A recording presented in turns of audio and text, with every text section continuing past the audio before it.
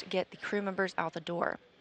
As you can see, they've moved NASA's Steve Bowen into the crew lock portion of the airlock.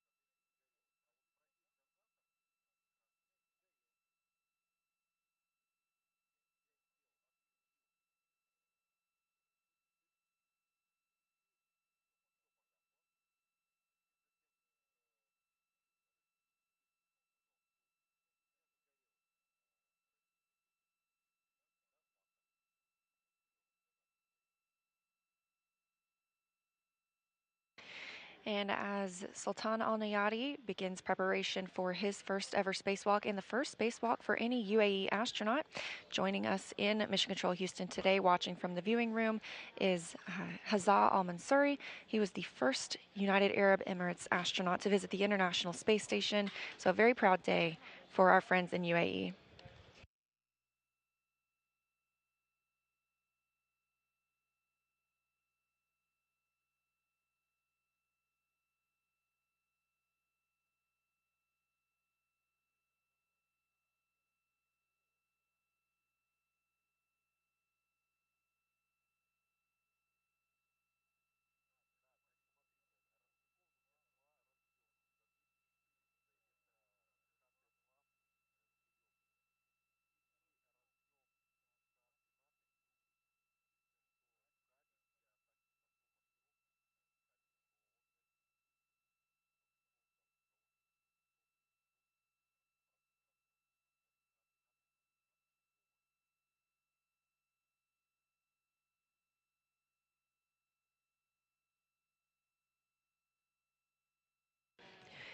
As Woody Hoberg, our suit IV, and Frank Rubio work to attach the safer, simplified aid for EVA rescue to Sultan Al-Neyadi's spacesuit.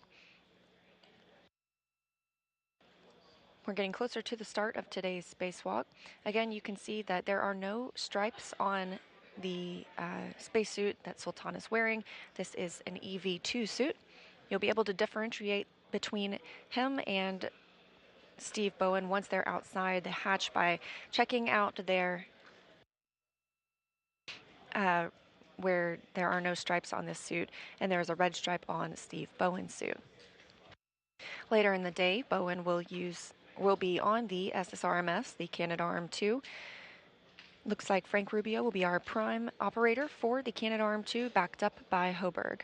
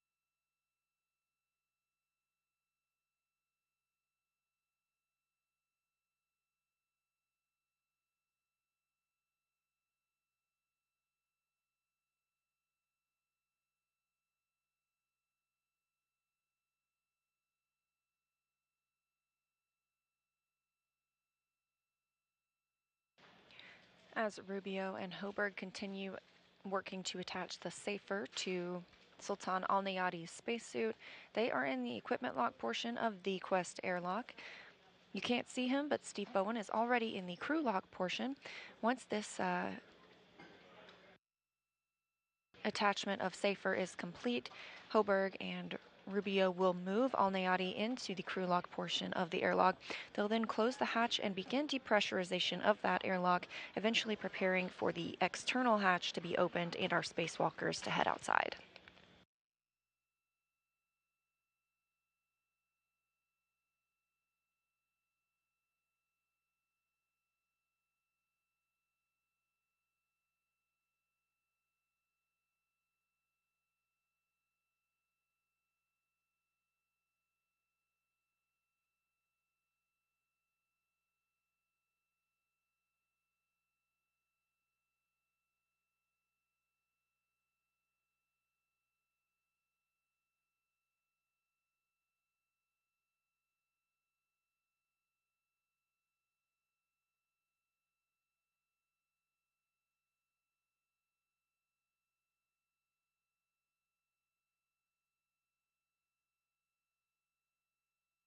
Some fun information about the spacesuits as we prepare for these crew members to get out of the hatch this morning.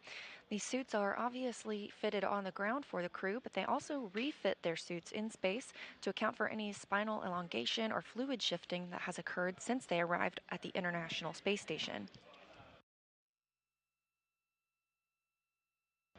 The suit has 6 layers. It provides atmospheric containment, thermal insulation, cooling, solar radiation protection, and micrometeoroid or orbital debris protection.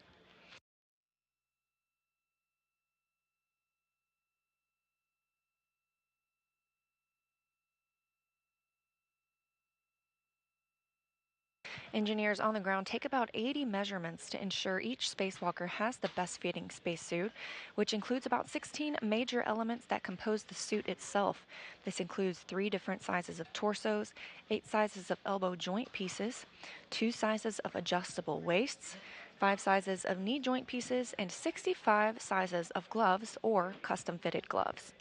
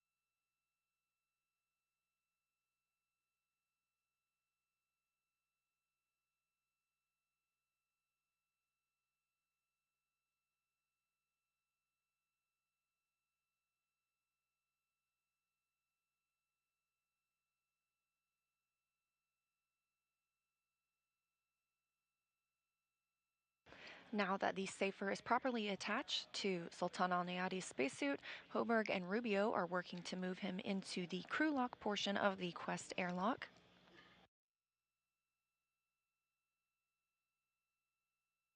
Once our 2 spacewalkers are situated, Rubio will exit that portion of the airlock and rejoin Hoberg in the equipment lock section. They'll then close the hatch and begin depressurization of the crew lock area.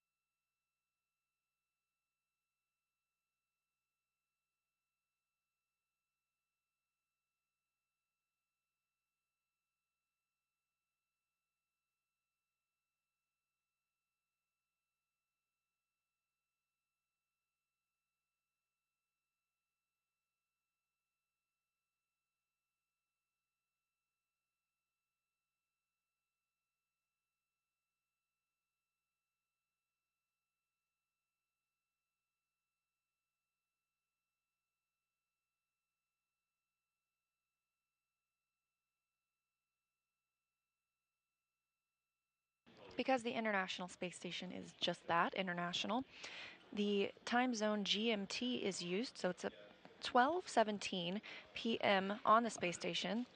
These crew members are essentially in the middle of their day. Again, we're looking for about a 6.5-hour spacewalk. That spacewalk clock will begin when their suits are turned on to battery power.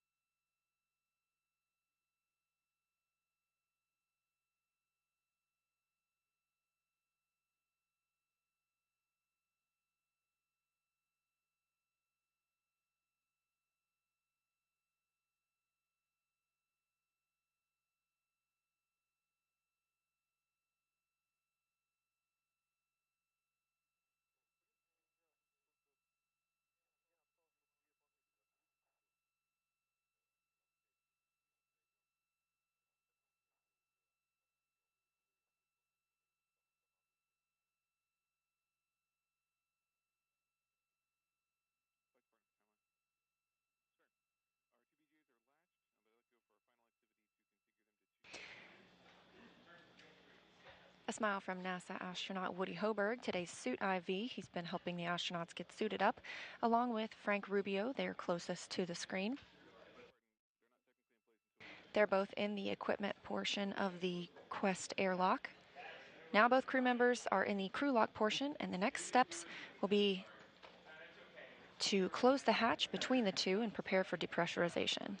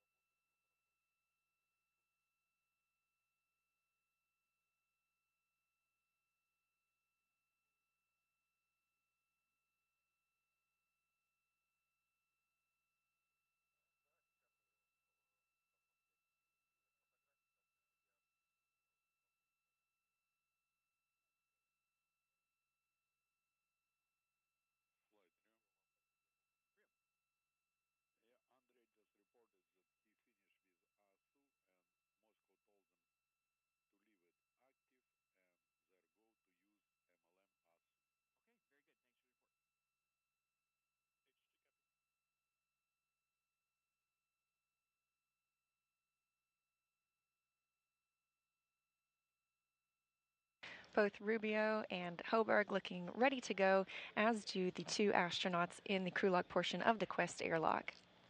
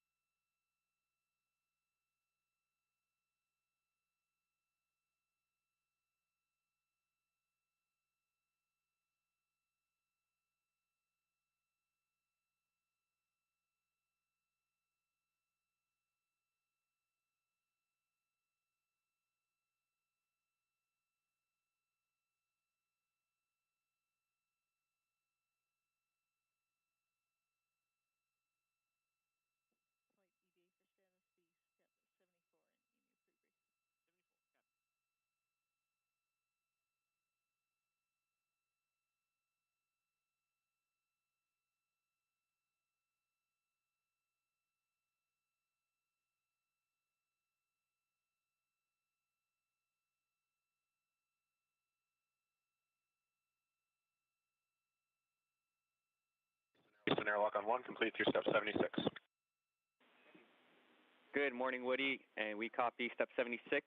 We will put step 78 and 79 in work from the ground. Morning, Costa, sounds great.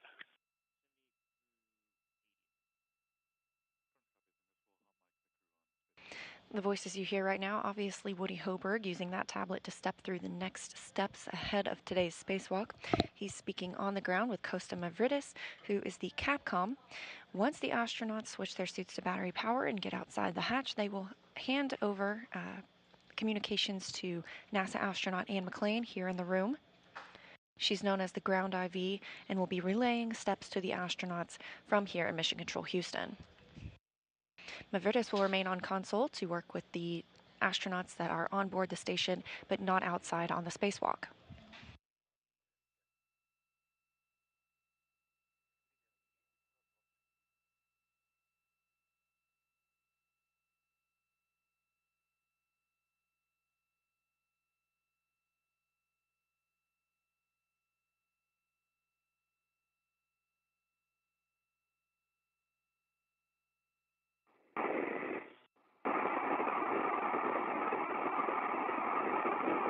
Okay, the hatch is closed.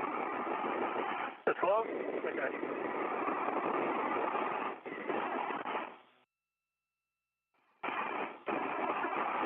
Let's see how far back I can get. Okay, see my safety tether pack. My wrist tether is connected to the gearing extender. It's locked, gets locked back and back. Okay. And I see gearing extender on my right is also. Oh, I got it back. Two hooks, they're all locked. And back. So make sure you have my ankle and it's locked. And Steve and Sultan, good morning. Letting you know you are hot mic on Space Ground 1. Morning, Costa. Have your coffee. Good morning, and Woody, back to you for steps 81 and on. Back, Costa. Thanks a lot.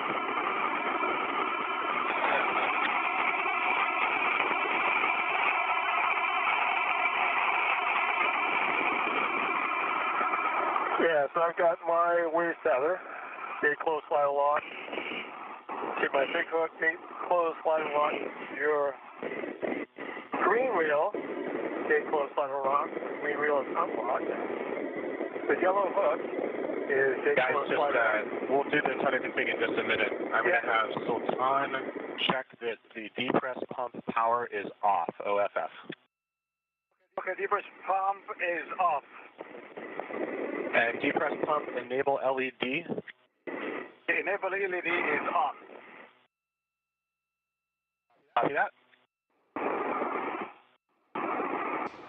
And of course, you're hearing some new voices added to the mix now. That it is of Steve Bowen and Sultan Alneyadi preparing for depress.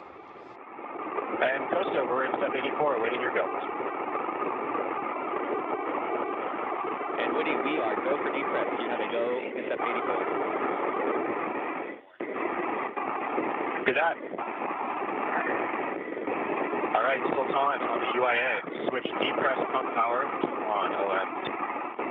Okay, depress pump is coming to on. Switch on.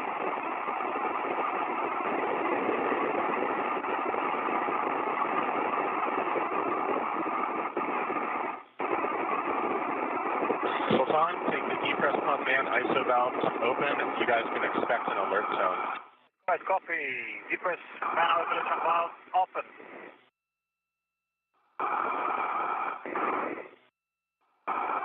Okay, and as the crew lock depresses, you'll monitor your suit pressure gauge and make sure it remains less than 5.5. All right, copy. Everyone go.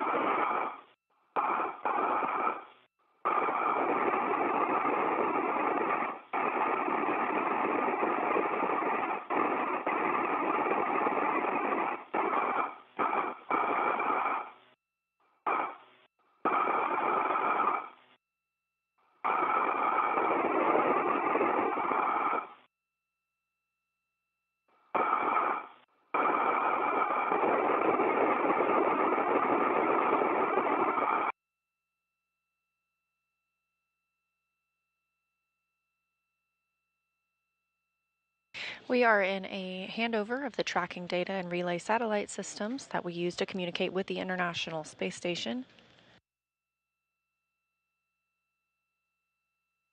Teams have given a go for depressurization of the crew lock portion of the Quest airlock, where our two spacewalkers, NASA's Steve Bowen and Sultan Alneyadi of the United Arab Emirates, are inside and preparing for their spacewalk. We started with pressure in the airlock at about 14.7 psi, or pounds per square inch. It continues to drop now at about 11.6 pounds per square inch.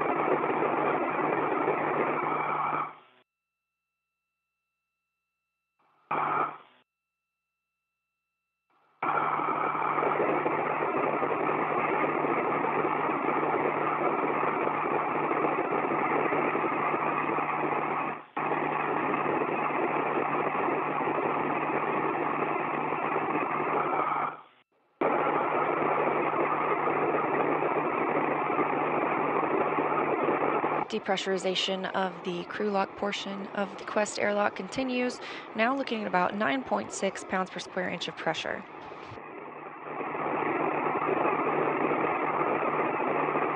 They'll have a built-in hold shortly where they wait to check out and make sure that the readings are accurate coming from inside the Quest airlock and that temperature fluctuation isn't causing the pressure readings to change.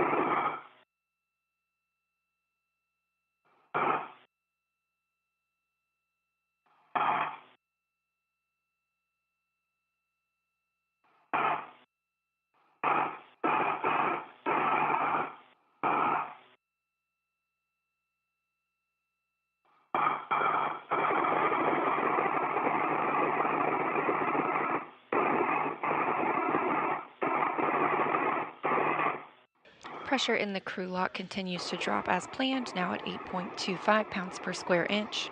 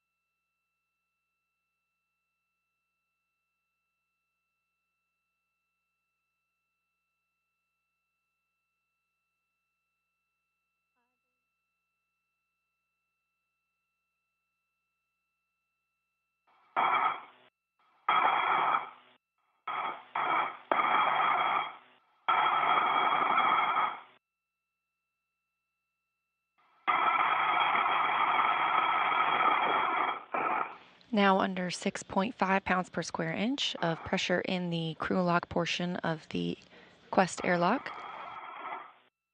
That depressurization continuing to be monitored by NASA astronaut Woody Hoburg, the ground IV in the picture now, as well as team members here in Mission Control Houston.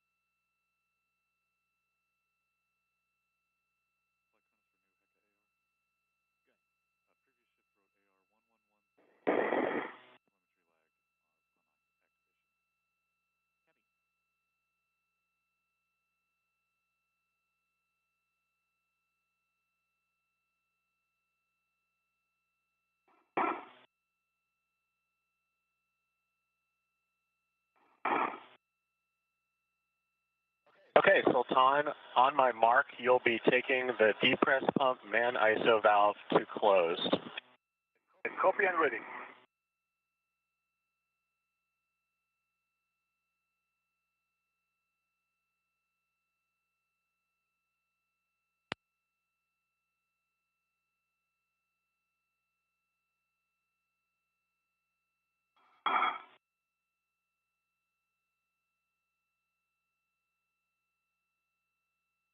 Mark, depress pump man ISO valve closed, expect an alert tone. Man ISO valve closed.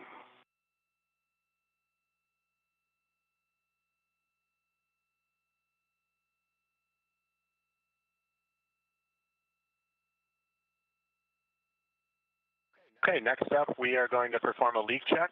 You'll use your display switch to scroll until leak check question mark is displayed. Hold yes 2 seconds and follow displayed instructions. Copy. As expected, pressure inside the airlock now paused at 5 psi while the crew conducts leak checks.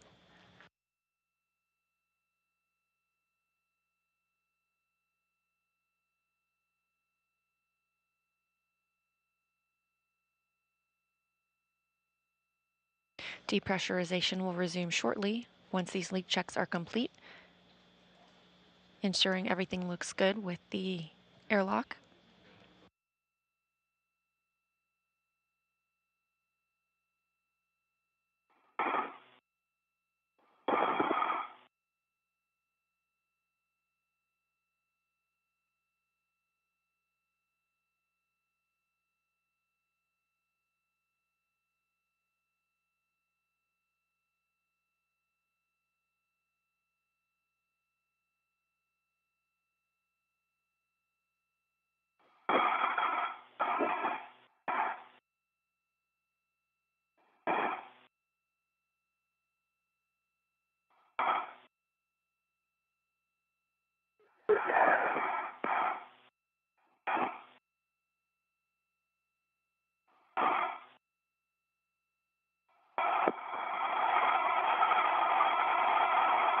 EV2 leak check complete.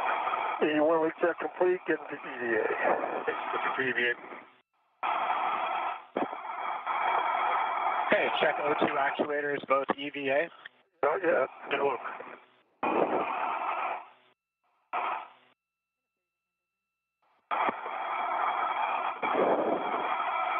Confirmation coming from both astronauts that their suits have good leak And checks. Sultan, I think you might have said it, but O2 actuator EVA. That's affirmative. EVA on EV2. And EV1 is in EVA. For that, Sultan, you'll take the depress Wait a pump second. man Hold ISO on. valve to open. Hold on. Okay, we're standing by. I'm still not quite in EVA. Hold on.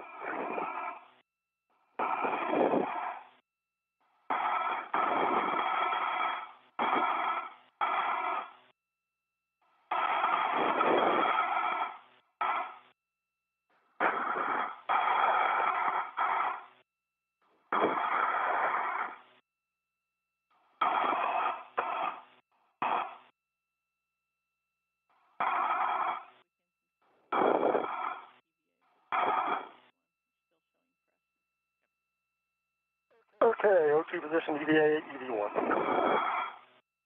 All right, thanks, Steve. Sultan, you can now take the depress pump man ISO valve to open, and you guys should expect an alert tone. Copy. Valve open. And Steve, you'll take the EV hatch MPEV to open. EV hatch MPEV coming to open.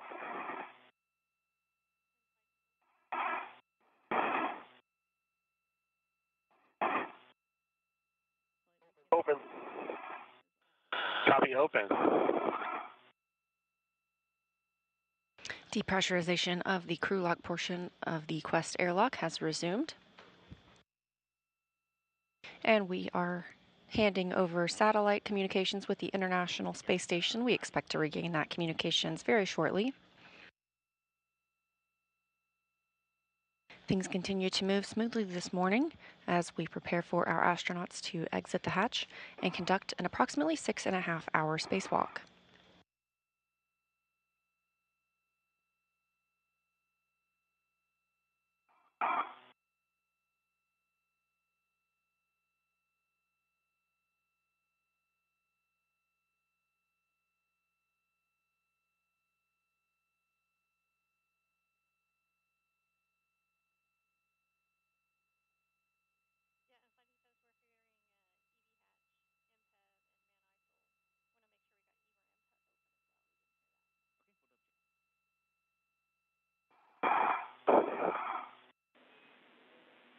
And Station Houston for Steve, we heard you working on the EV hatch MPEV. Can you let us know when it's complete? It's complete.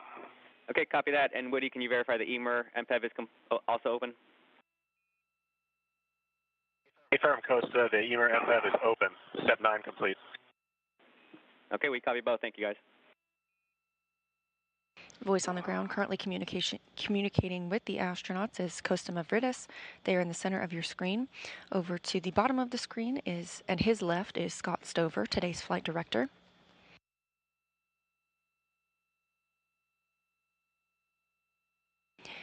The pressure in the crew lock portion of the Quest airlock is now under 3 psi.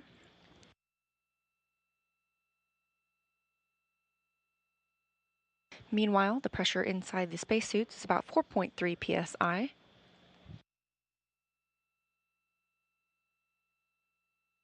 And this view of Sandy Fletcher, today's lead spacewalk officer, working through the tasks and relaying them to teams on the ground.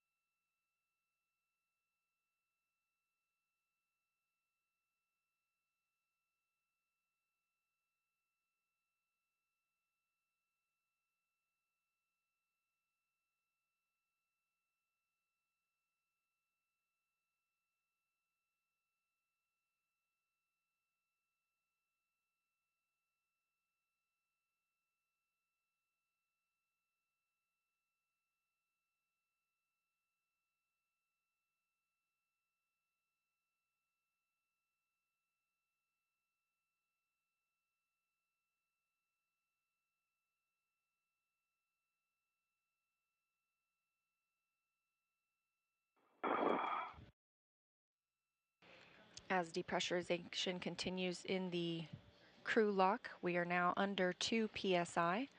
The International Space Station, flying 266 statute miles over the Indian Ocean, will be coming up over the south coast of Australia shortly.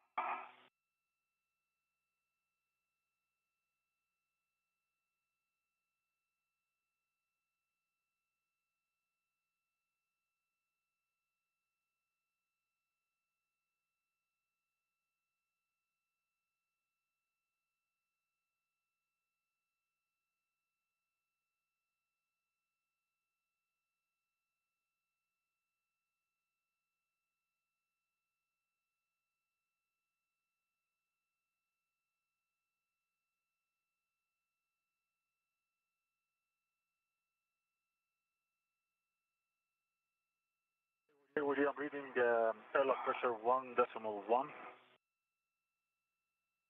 Okay, Sultan, copy that. We're just lagging a little behind on the PCS. I'll give you a go for step 10 in just a moment. Let's copy, standing by.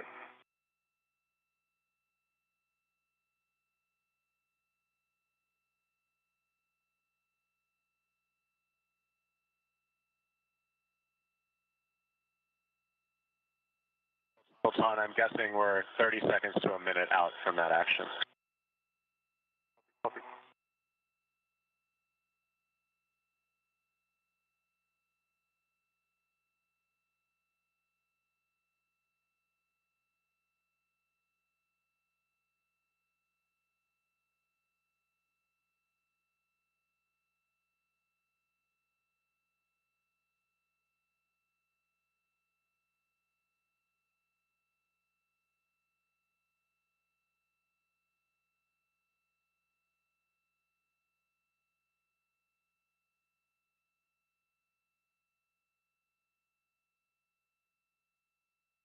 Okay, Sultan, take the depress pump man ISO valve to closed.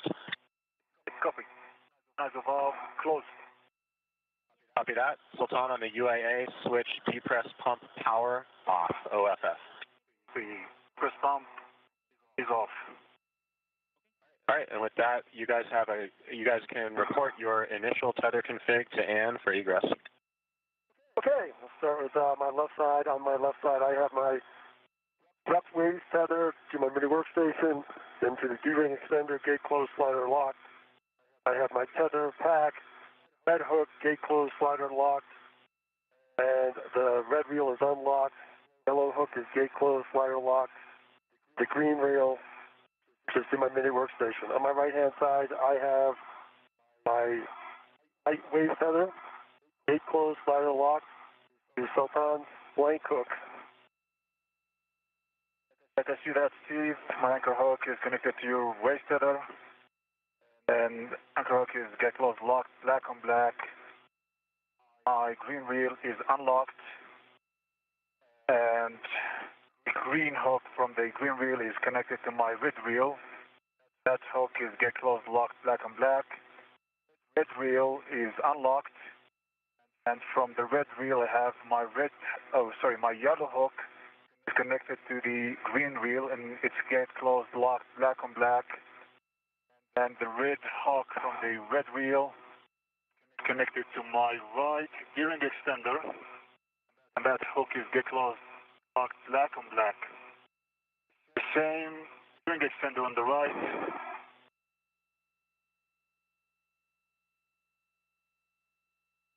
I have my base tether, small hook is gate closed, locked, black on black. Large hook is connected to the internal gearing extender. It's gate closed, locked, black on black. On my left side, I have a gearing extender, and I have my second waist tether, and small hook is gate closed, locked, black on black. Large hook is connected to my mini workstation.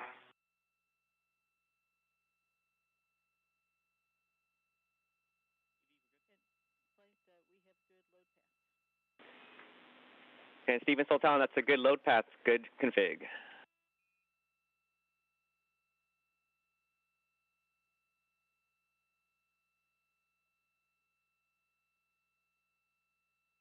NASA astronaut Steve Bowen and UAE astronaut Sultan Alneyadi reporting their configuration of tethers, their mini workstation, and other equipment before they begin opening the hatch.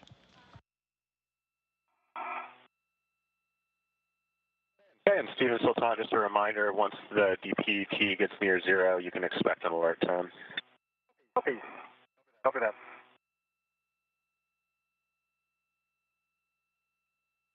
All right, so let's see if we get my body down here a little bit further. Take it to the handle at some point. Report and forward. All right.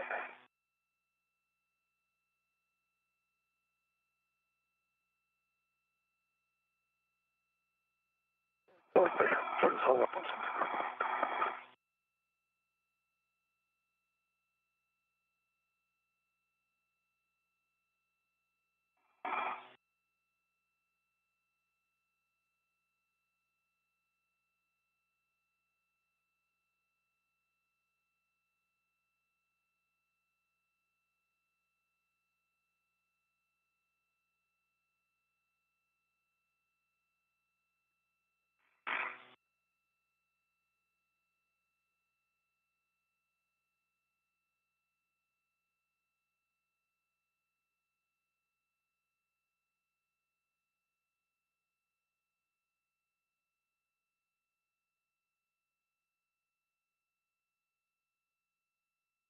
Now less than 0.9 psi in the crew lock.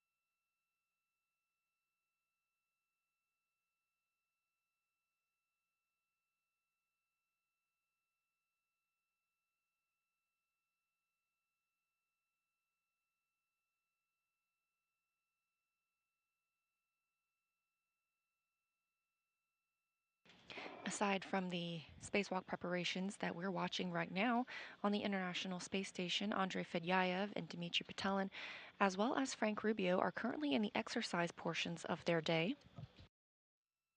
Astronauts on the International Space Station need to exercise for about 2 hours a day to maintain muscle mass and proper bone health while in microgravity.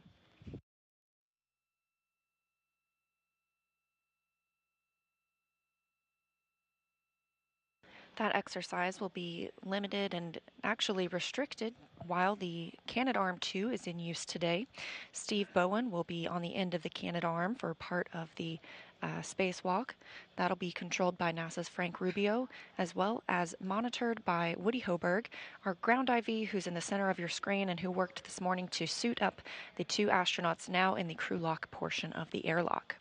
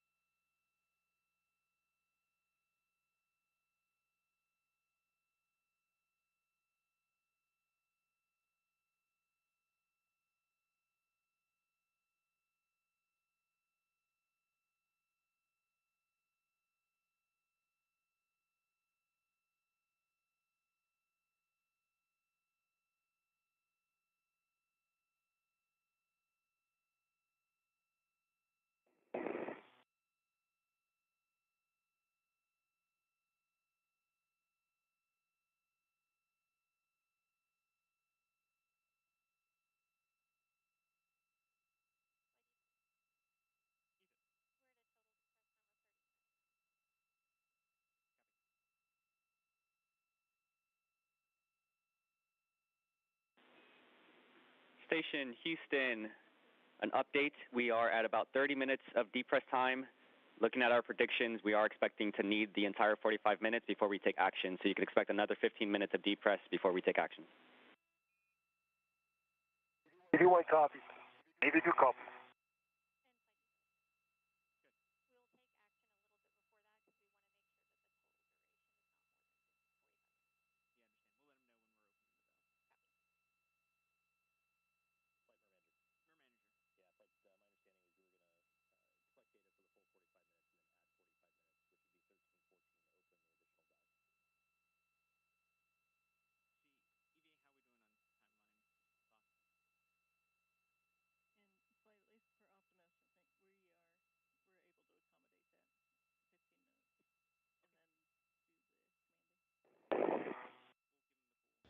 Depressurization of the crew log continues, now 0.69 psi. Anticipating about 15 more minutes of this depressurization.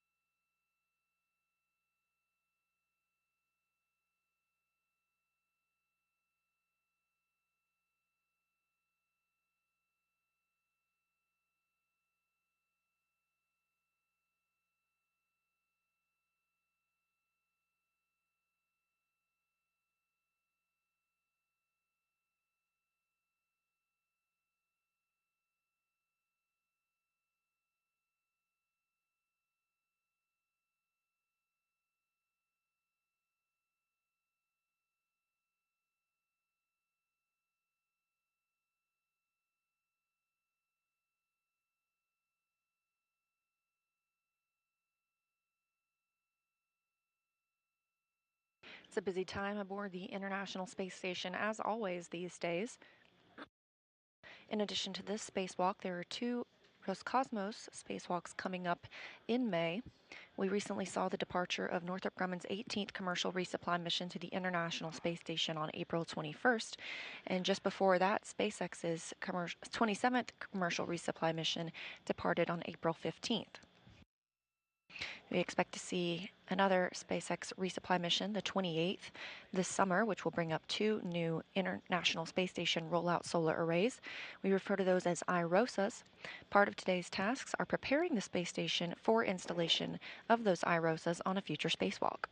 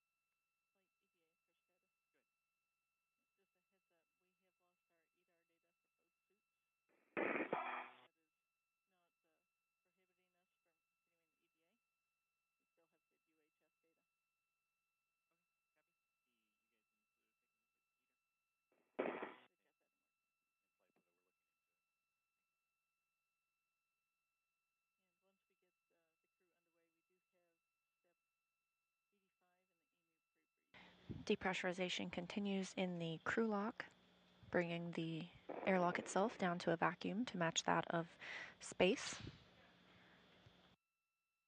This is about a 45-minute process. We have about 10 minutes left.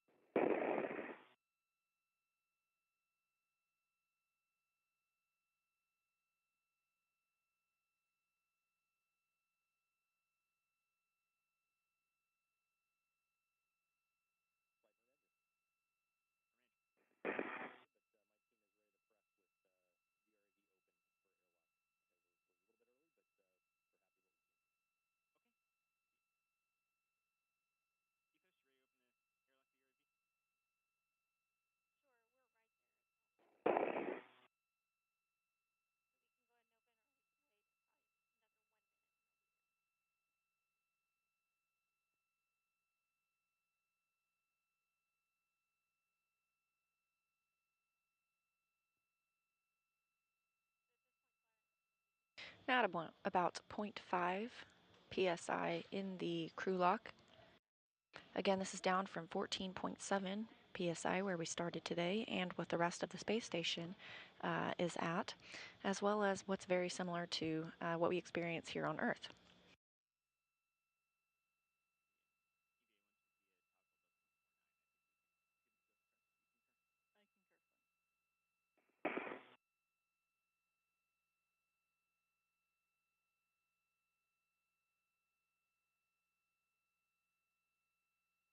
I concur, Flynn. All right, Steve and Sultan, I'm showing crew lock pressure less than 26 millimeters. Steve, can you verify the EV hatch gauge shows less than 0.6? The hatch gauge shows less than 0.6, looks like about 0.4. All right, with that, Steve, you have a go to open and stow the EV hatch. And a reminder, once you get it off the seals, you'll want to get the hatch MPEV to closed. All right, I am opening the hatch and I will get the MPEV to close.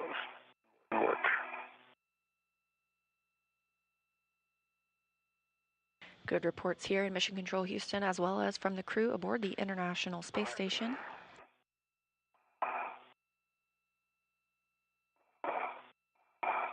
The hatch is now open and the crew lock itself is at a vacuum. Again, we will start our timer for today's spacewalk once the spacesuits themselves are on battery power. And the hatch is open. The MPEV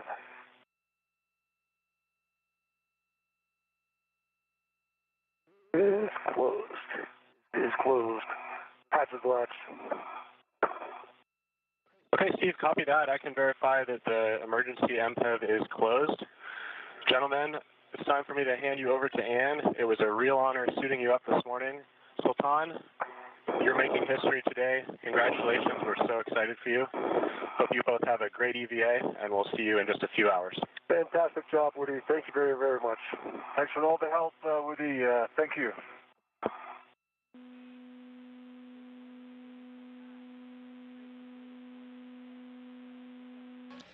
And now that Woody Hoberg's job as suit IV is complete. Sultan, Hattie here. And I have you loud and clear. And I got you loud and clear. Fantastic. So with that, we can start our post-depress. On both DCMs, you're going to stagger your switch throws, and you can switch power to battery. EV1, power going to battery. EV1. Okay, EV2 going to battery. I've got blank, no bite. Good startup. And we copy. EV2 the same. Okay, we copy both power to bat, and you can switch your display to Pro to verify function display. And EV1 display is functional. EV2, functional display. Sultan, on the UIA, you can switch power EV1 and 2 to off, OFF, and check that all 4 LEDs are off. Right, copy and work. V1, power off, LEDs off. V2, power off, LEDs off. Okay, copy. For both of you, you can now disconnect your SCU from your DCM, install the DCM cover, and stow your SCU in the pouch. Rapid work, EV1, work.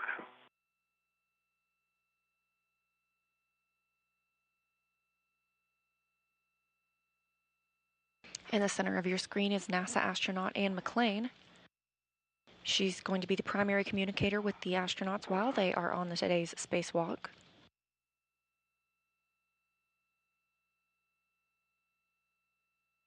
Okay, cover in place, SCU is in the pouch.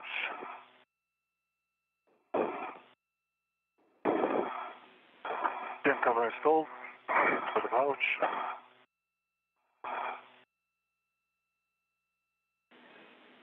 Okay, we copy that you both have the DCM covers. Pouch, you're right.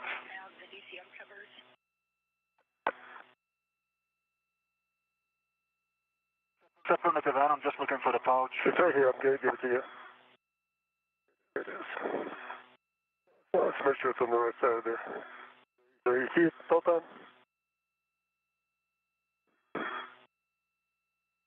Make sure it goes on the correct side of your... I got it, thanks, you're good.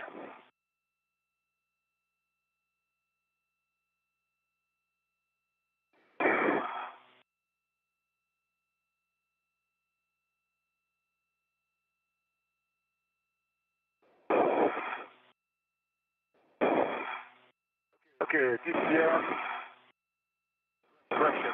SCU is in the pouch now. Copy, both SCUs are in the pouches. At this time, you can check that the depress pump man ISO valve is closed. That's affirmative. ISO valve closed. Copy. For both crew on your DCMs, you can take your temperature control valve to max hot. Control valve coming to max hot, EV1. Control valve, max hot, EV1. Copy. EV2, max hot. Copy. You may now both switch water to on, ON. EV1, water on. Water's on, EV1. EV2, water is on. Copy both. Now on your DCMs, check blank bite off. Blank bite off, EV1. EV2, blank bite off. Copy. You can now set your temperature control valve as desired and let us know what that setting is. And just a reminder throughout the EVA today to please report your changes and try not to do any changes that are larger than 2.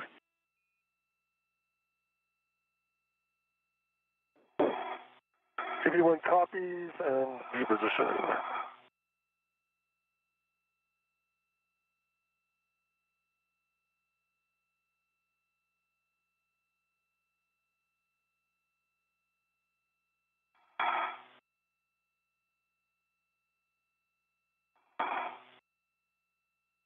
Okay, EV2 TV setting is 5.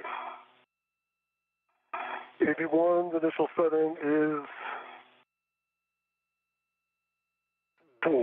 when I get there.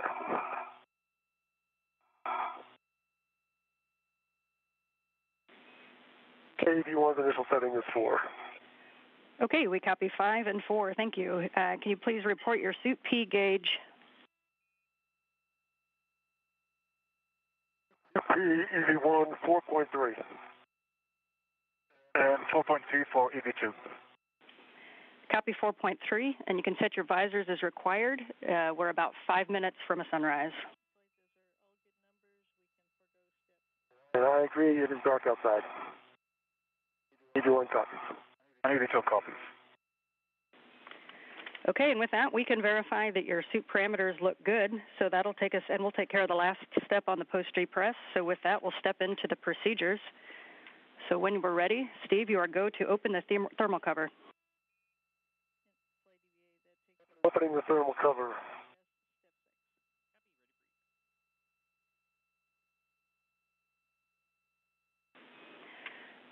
And Steve, reminder to release the hook for the magnetic plate D-ring and attach the hook to the stowage tether point and cinch the strap until snug.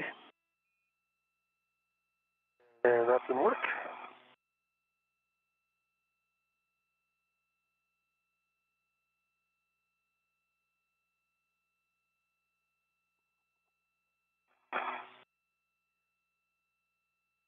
As we get a live view from outside the Quest airlock, we have confirmation that the spacewalk itself began at 8:11 a.m. Central Time today as the astronauts turn their suits to battery power. And making snug. All right, and that's complete. Thermal hatch is open. Copy. You are now go to egress the airlock. Keep on egress in the airlock. Busted.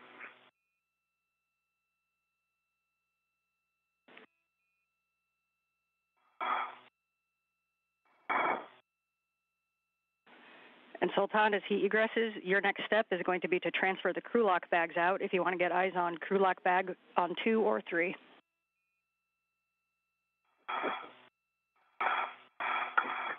Okay, I was expecting the IDA bag. No, IDA is 3rd. All right, copy. Yes, you can pass those bags in any order. Okay. All right, copy. And by Sultan, I want to make sure I'm in a good orientation here and get my... And Steve, as you get set, please also turn on your HECA. All right, let me get myself in a good config here. My waist tether. First out of the hatch this morning is NASA astronaut Steve Bowen. He is EV1. You can differentiate between he and Sultan Alneyadi by the red stripe that is on Bowen's spacesuit. And heck.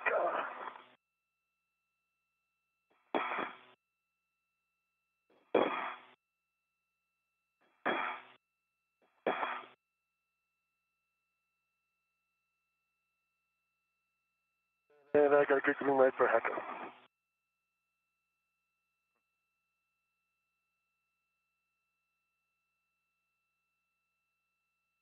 Okay, Sultan, I'm ready for a bag. Okay, I'm sending bag number 3 first. Bag number 3.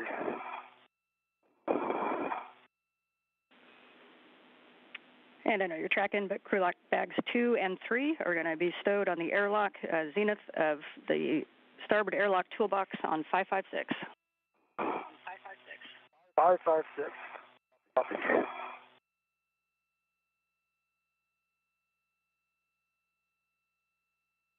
The crew members start their day with Sultan Alneyadi passing out some of the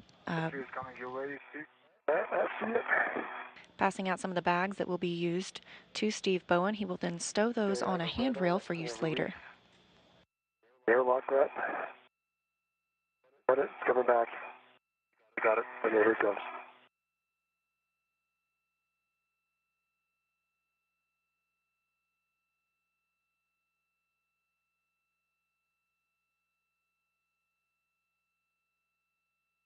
All right, I'm going to put that up on the Z-ring extender. Thank you.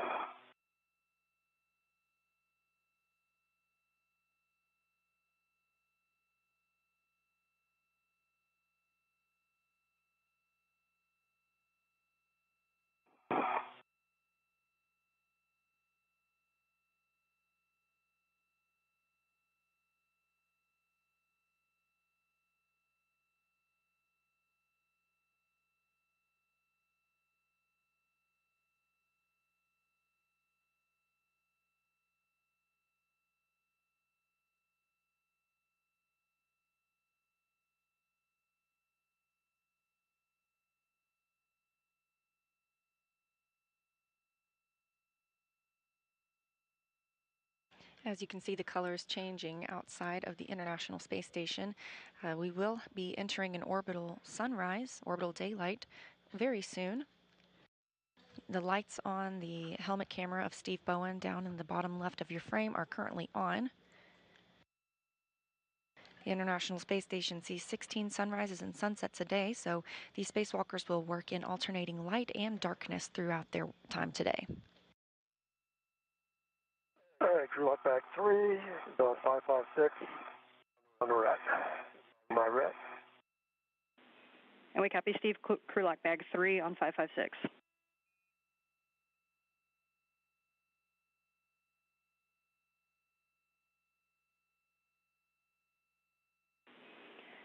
And Sultan, just a reminder, the large small rets from these crew lock bags are going to get stowed on the airlock D-ring extender. Red copy, and the first bag, number 3, small red, is already on the D-ring extender. Copy.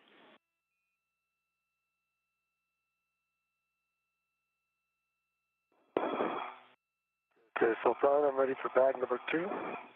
Wait, ready. Flight EVA for MEDOX removal.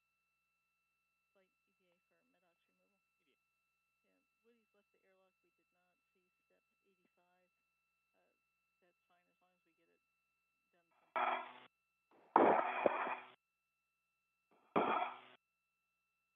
as we get it done sometime. All right, I see bag number 2.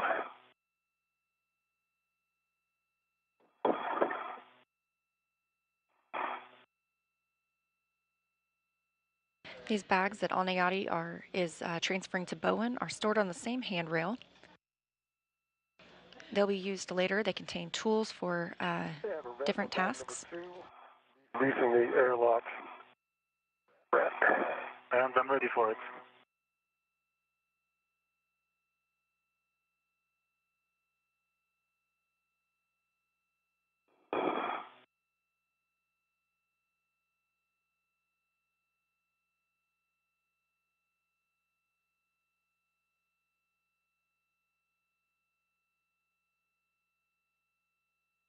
Okay, here it comes. Thanks. Bag number 2, heading up.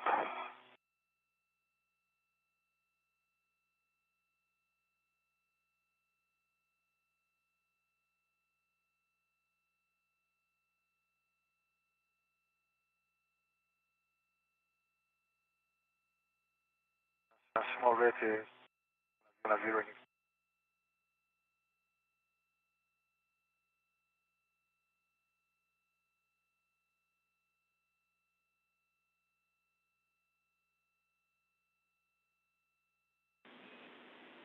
And that crew lock bag also goes to 556.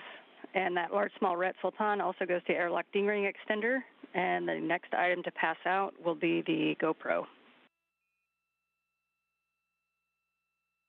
Copy on and have it. Navy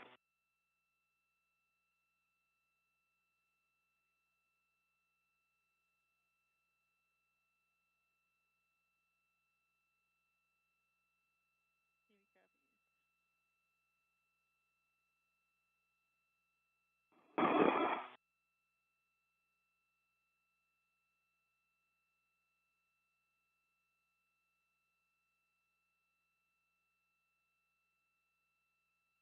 All right.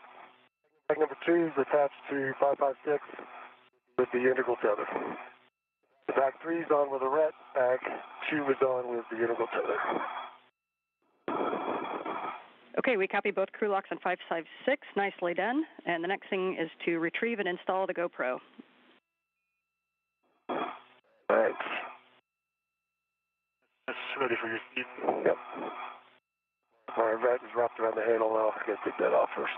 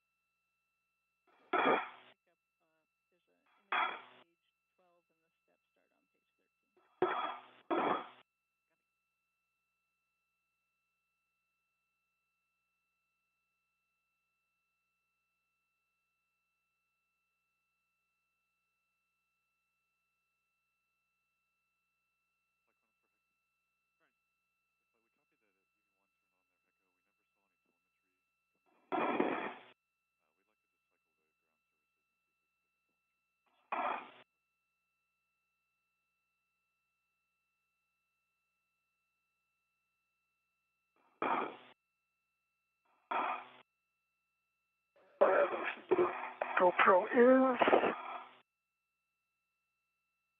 All right.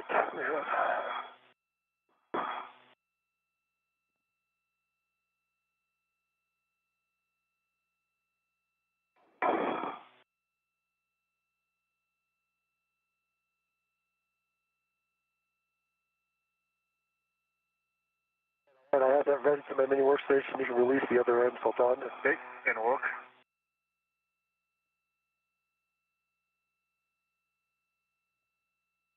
When you're ready.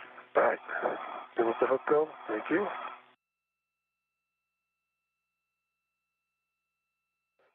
Give me a minute to set that up.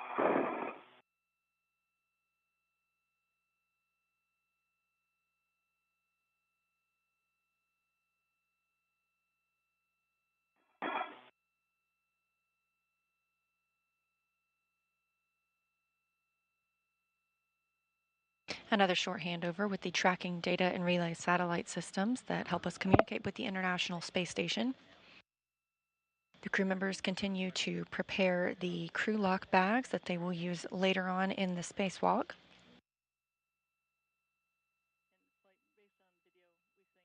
I've got the small hook on 550.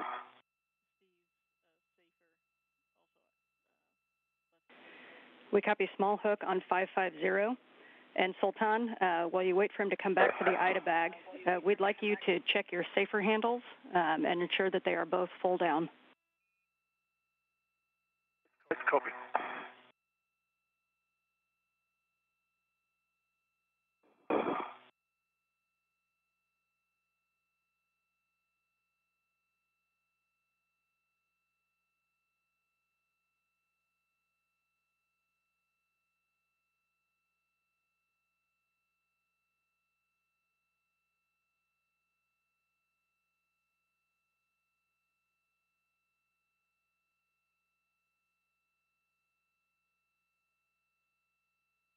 Okay, I got the big hook on 546.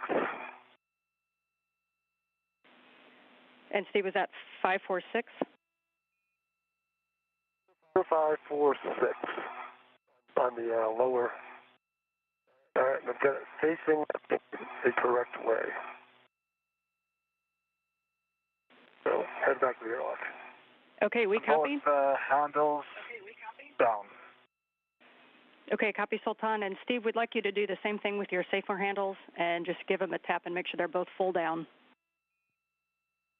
All right, give me 1 second to stop.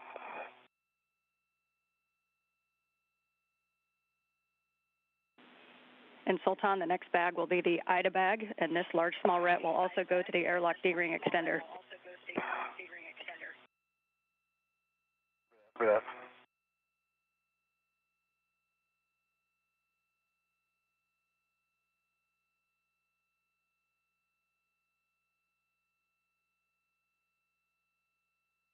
All right, checking my papers.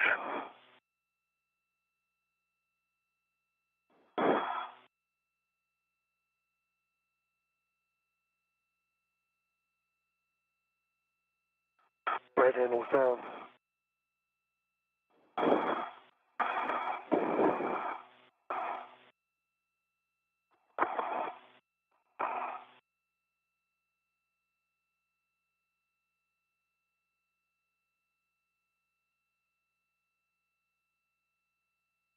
Okay, left handle is down.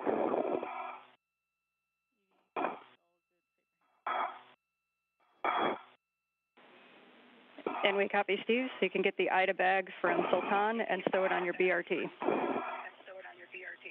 Okay.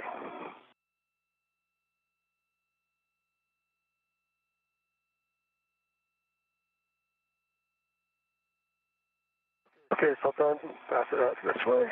Almost there. A little bit further. Thank you. I'll try to pass the handle. I missed the handle. I got this. All right. Hold on.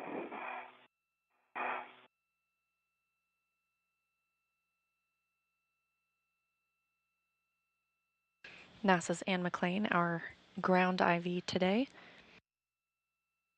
She lived aboard the International Space Station during expeditions 58 and 59 and was a lead spacewalker on 2 spacewalks herself.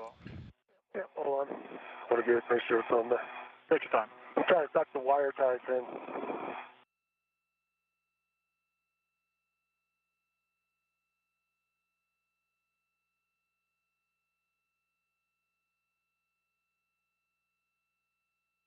All right, that might be your T.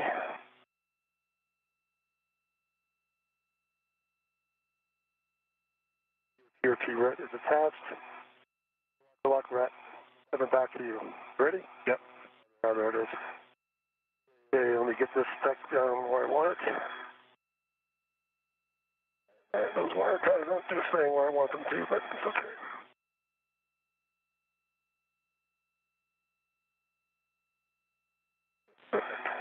And Sultan, the next bag will be crew lock bag 1, and you can pass that out to Steve, or you can egress with it, your choice. Reminder to keep the large small ret on crew lock bag 1. Right, copy that. I'm going to pass it to Steve and then reach the hook when he has a ret on it. Copy. And Steve, as you wait for that, can you check the strap on the thermal cover, the one that you cinched, and to make sure that there are 6 lines visible? Hold on.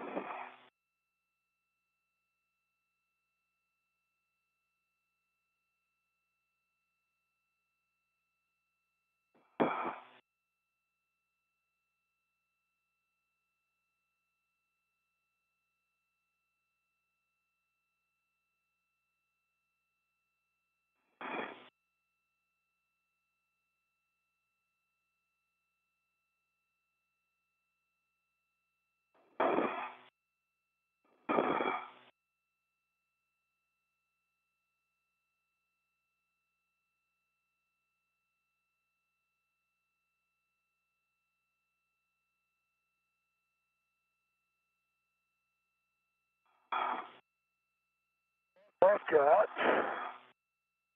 1, 2, 3, 4. 1, 2, 3, 4, 5, 6. I see 6 lines visible. Copy. Thanks for the check. All right. So I'm unfamiliar. Zach is up, and I'm unfamiliar with what that shows exactly for right above eye. So give me an idea at some point.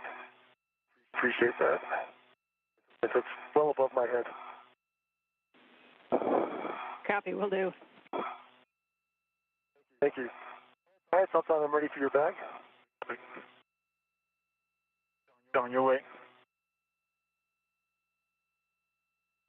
All right. Not quite.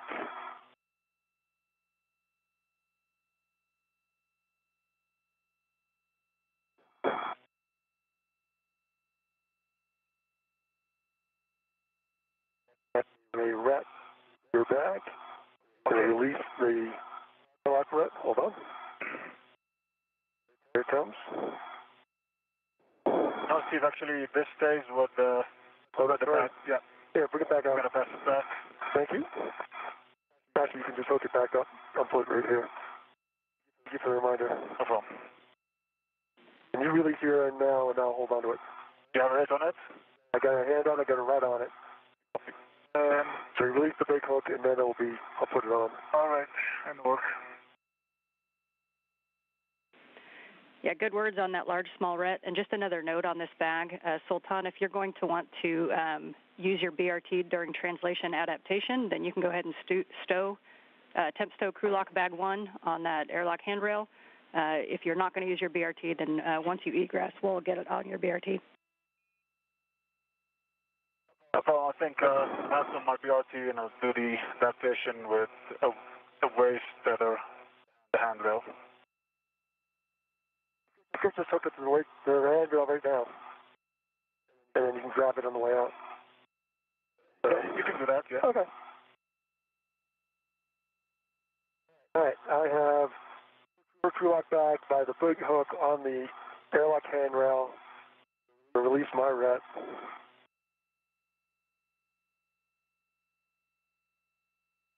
And I will clear the hatch for you. Thank you, Steve.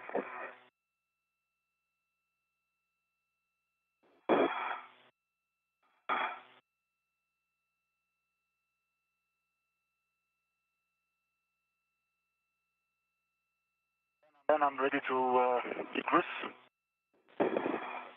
Sultan, you are go to egress.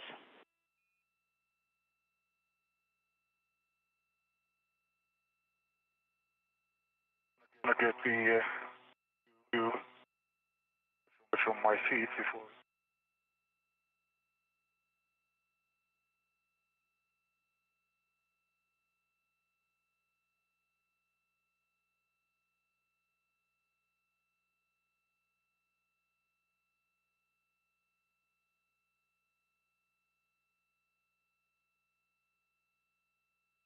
The astronauts have been working through preparation of their tool bags, as well as ensuring their tethers are in the proper configuration.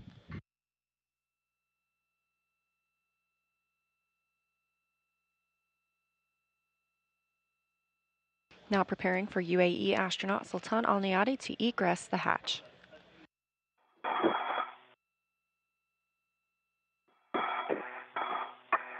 See him coming out? Yep.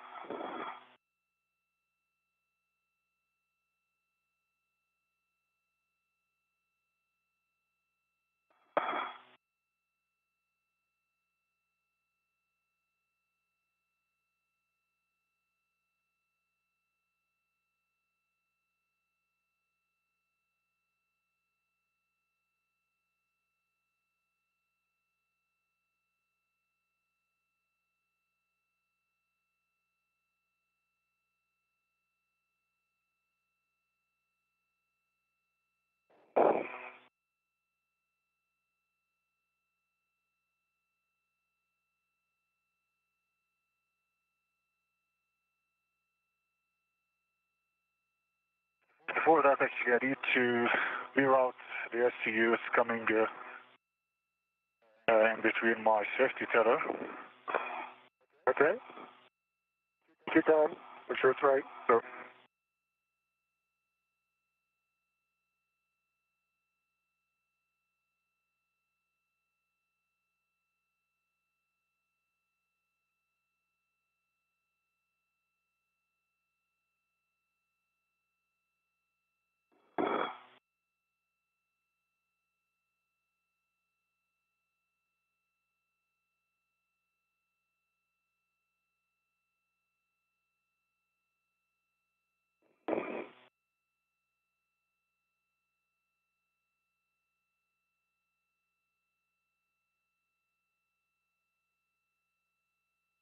My safety tether out. Coming out.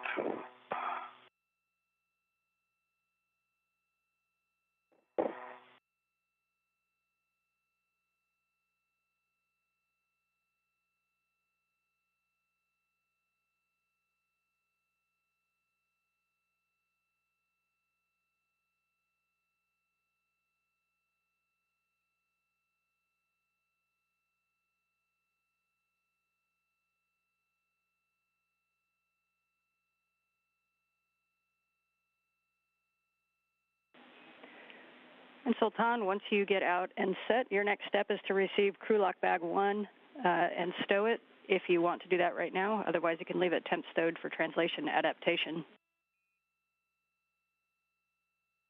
It's right here. I can go receive it.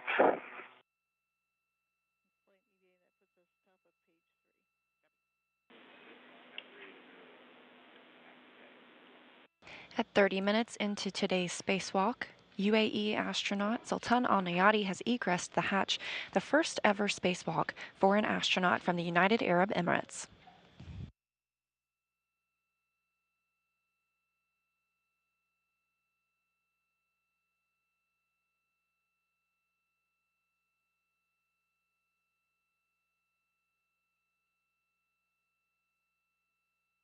Another good look at both of our spacewalkers here.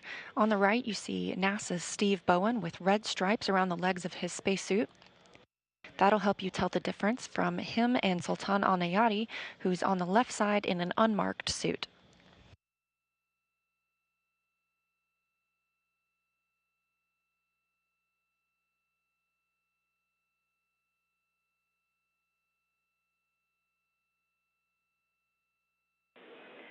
And Steve, while he is working crew lock bag 1, just want to let you know that we noticed that the wire tie caddy is not staying tucked to the IDA bag. Just wanted to put your awareness on it in case you want to tuck it in somewhere or add another ret. Yeah, let me try and fix that again. I thought I had tucked it in when I pulled it out. It's a better place to tuck it.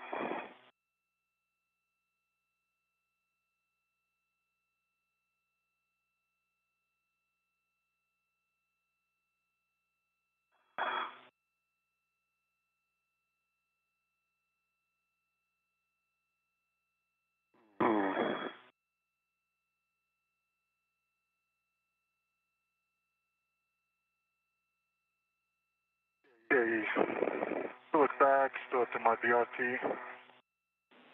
Okay, copy, Sultan. You can now turn on your HECA.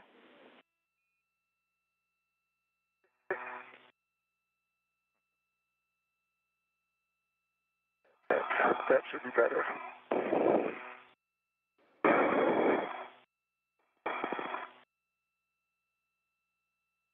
See green LED HECA.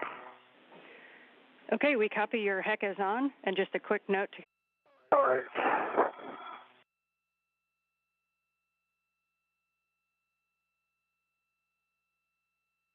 Okay, so I see 2 green lights. I see 2 latches up. The 3 latches up, 1 is taped. Yep, that's a BRT. And I see your right space tether. And going to the unlock. That one goes back to the unlock, the gate closed slider locked on the small hook. On your red hook, the gate closed slider locked. See the red reel, which is unlocked, and the yellow hook, which is locked. Gate closed slider locked on the green reel, which is unlocked. To my right wave feather, which is gate closed slider locked on me. So I see us in a good config. And I see safer handles. Check your safer handles again. To your left safer handle down. To your right safer handle down. My heart is right. good checks on Sultan. Secures. See. It'll be HECA. WSE.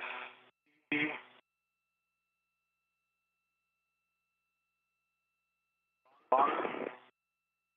The tabs up on BRT and mini workstation. Right safer handle is down. Your safer handle is down as well. Right, have your other gas closed, locked black on black. It is connected to my anchor hook, both hooks. Get closed, black, locked black on black. Right, my half is dry. Left, have skip back. I see red, close left. Black on black.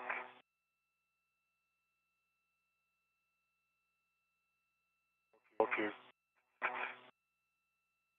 I'll check those when I drop them. Okay, cool. I think you're in a good config. Thank you. If your hat is dry? My hat is dry. All right, nicely done. My gloves are nominal.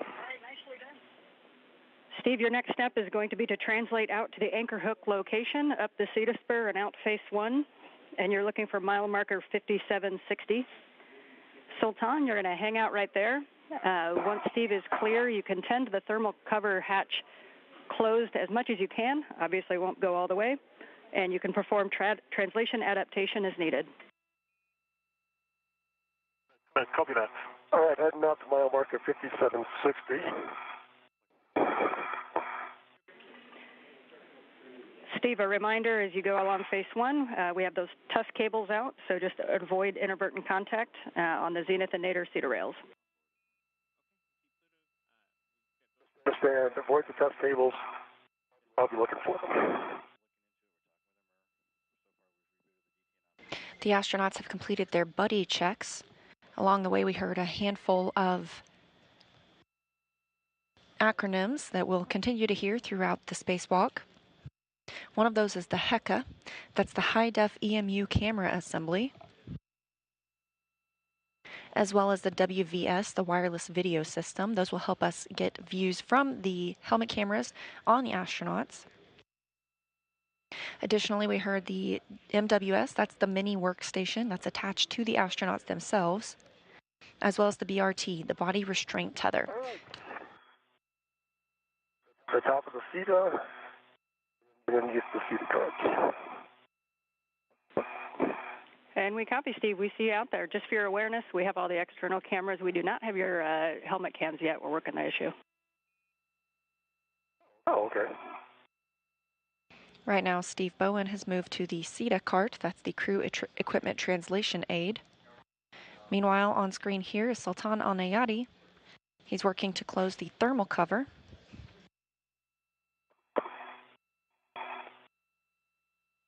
The main hatch on the Quest airlock will remain open in case the astronauts needed to ingress quickly at any time.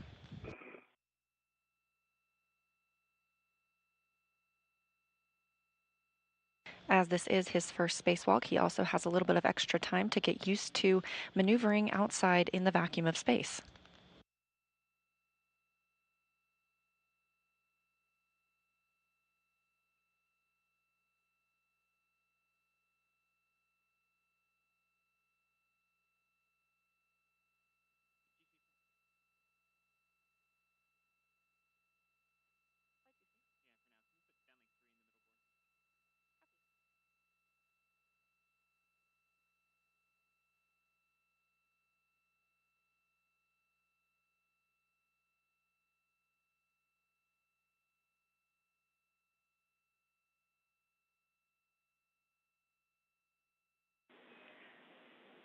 And Steve, we see you getting toward 5760, and you're going to be placing the anchors just nadir of 5760. The first handrail you're going to be looking for is 3011, and that's the one that is straight up and down.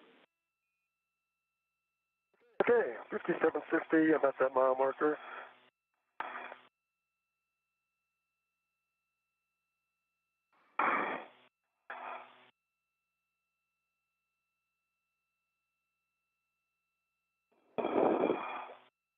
All right, 3011. That's what I'm looking for, correct? Affirmative. On 3011, you're going to drop your anchor hook, EV1 anchor hook, ensuring the gate closed and hook locked. Yeah, stand by.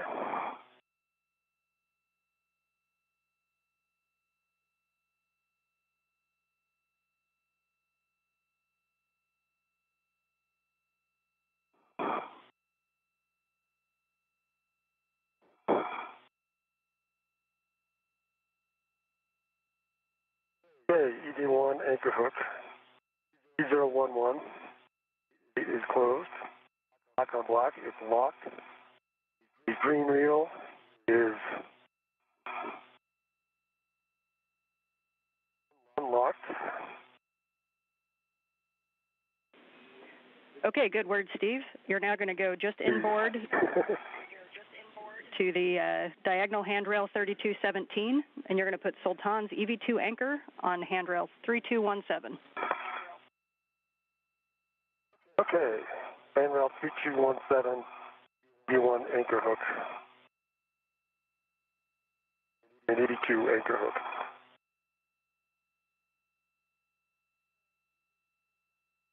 Alright, I have 82's anchor hook. Stay close final locks on 3217. Now feed pending back to the airlock.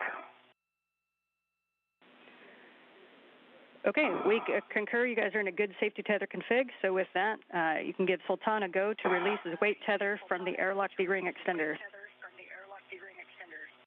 Sultan, you have a go to release your waist tether from the airlock D-ring extender. Copy that, releasing my waist tether from the D-ring extender. Steve, you can continue outboard toward S6. Reminder to give us a gauntlet call prior to crossing the Sarge, and your next step is going to be to drop your green hook at out on S5, and a reminder that at the Sarge you're going to translate zenith. Sultan, once you have your waist tether... Sultan, once you have your waist tether off, you can close the thermal cover. Okay, copy that.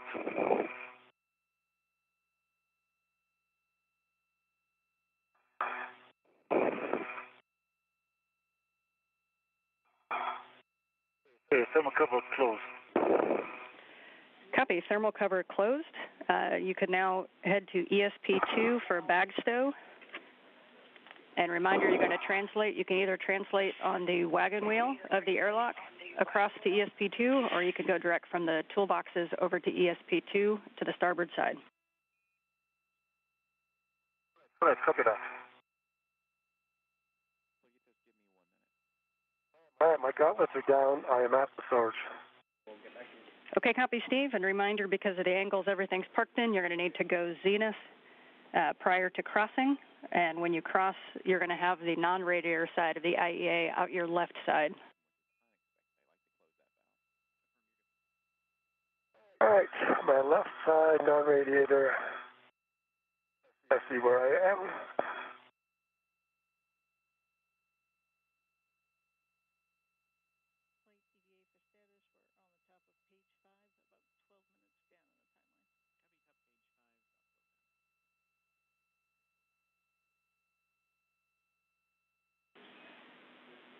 And Steve, as a check, once you cross the struts, you're going to, the first whiff, you're going to see our whiff 2 and 6 and handrail 2203, and then you know you're on the right path. At 2 and 6, I'm on the right path, and that's a great cue. Thank you. Sure thing. You can just head straight out starboard now. You're going to be going all the way along that edge until you get to the S6 handrail 2003, which is going to be the first one on the S6 long spacer. 2003, first one S6, and that's where I dropped my green hook, I think, right? Good words.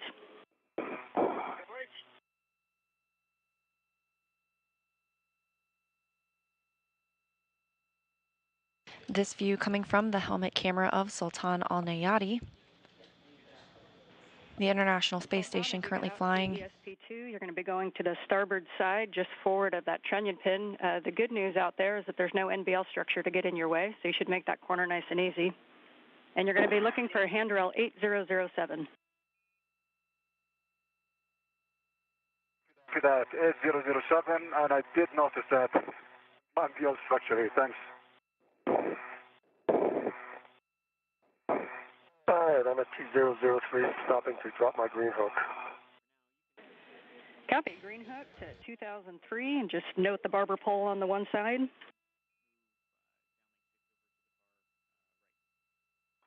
And I see it. The space station currently flying 258 statute miles over the South Atlantic Ocean, which we are getting glimpses of in the background of Sultan Alneyadi's camera. It just continues straight outbound on that same path to S6 handrail 2009. That'll be with the IEA off to your right side. And a reminder, your left hand as you get out there is going to cross handrail 2008. and that is the one that has wire ties and MLI secured to it that we want to try to minimize loads into. Understand, 2008, minimize loads.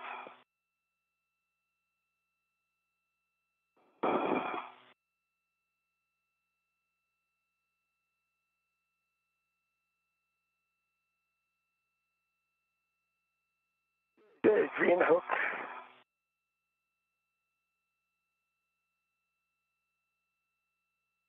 On 2003.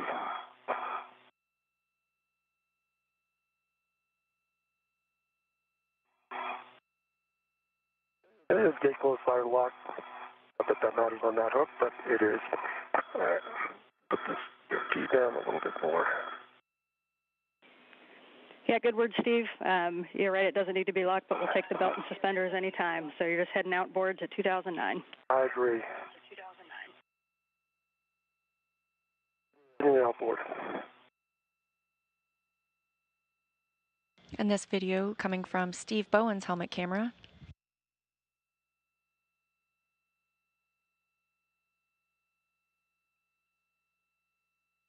He continues to stow bags where needed outside the International Space Station. And his next main task will be to relocate an articulating portable foot restraint that will be used later in the spacewalk.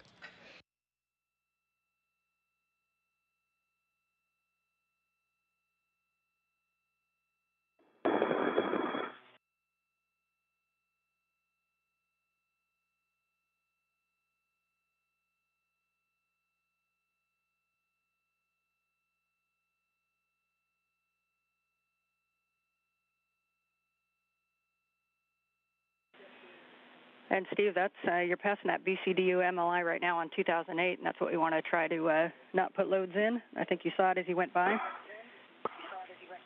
I did. I slowed down, made sure I reached across it. And I'm at 2032 in 2009 now, so I'm at my next work site. Copy. Yes, you are. You can stow the IDA cable bag right in front of you, and there's going to be an integral tether to 2010 on your left and another to 2032 on your right. All right. I'll get that in work. And then reminder, we are going to have another large, small adjustable from the lid of the bag over to 2032 as well. So there will be 2 connections on 2032. Copy.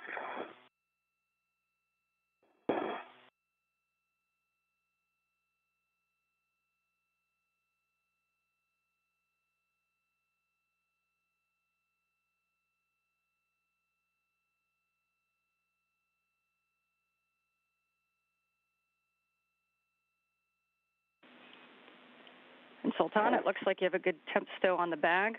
When you're ready, you're going to translate back toward the airlock the way you came to go up the CETA spur, and your next stop is going to be the port CETA cart to retrieve an APFR. Good, copy. Port CETA cart.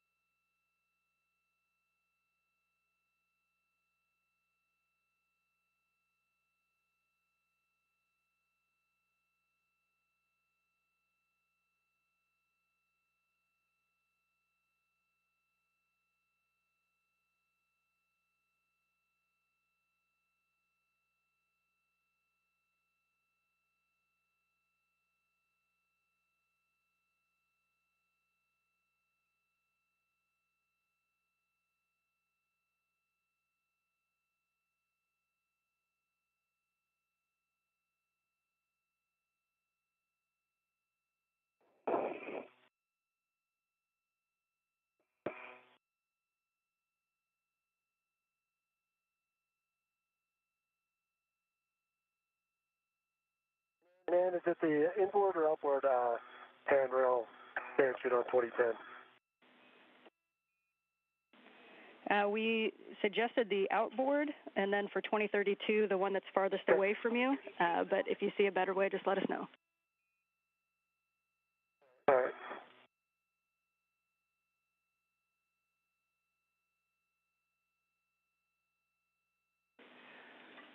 And actually, Steve, I had that backwards. On 2010, we suggest the inboard, but again, whatever you need to get it tacked down tightly. All right. Have it down on the inboard.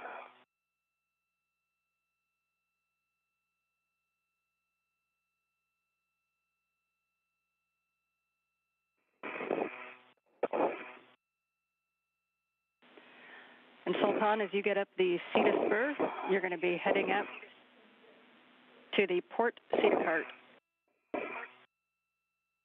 That's copy.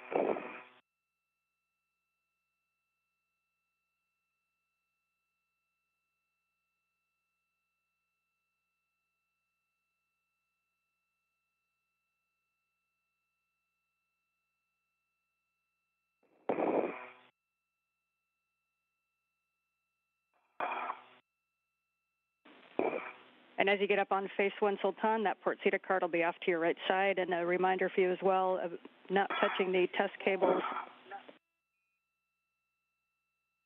Right, I got it.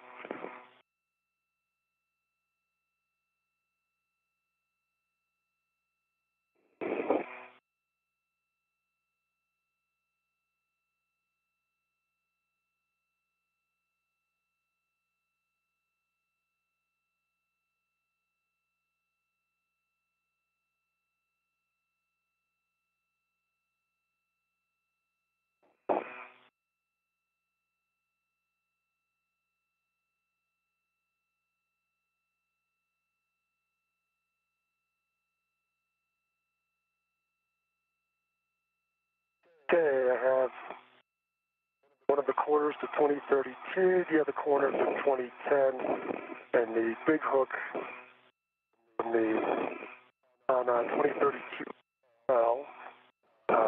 back to the top of the back. Copy. Good config, Steve. And we will take a glove inspection and a HAP check and ensuring your gauntlets are in place. Okay, my gauntlets are in place. Hat is dry. I'm checking my gloves. Okay, copy, Steve. Then you can continue your tour of station, and you can translate back inboard to the starboard CETA cart to retrieve an APFR, and you will retrieve your green hook on the way. Okay, retrieve my green hook, head back to the starboard CETA cart. My gloves are good. Copy, good glove check.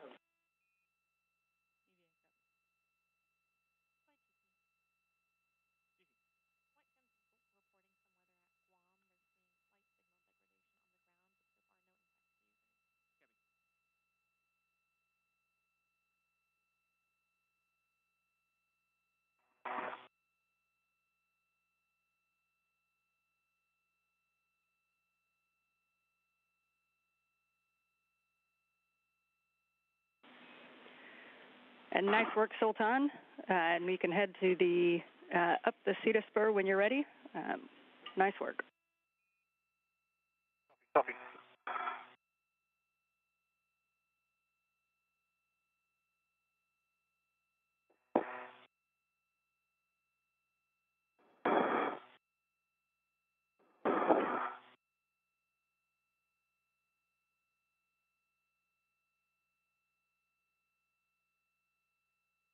Okay, stop and retrieve my green hook. Copy, green hook.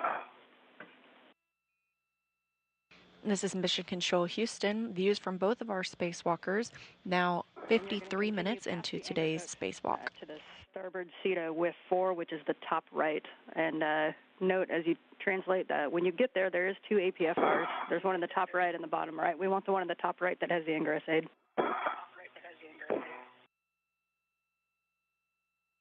All right, I understand.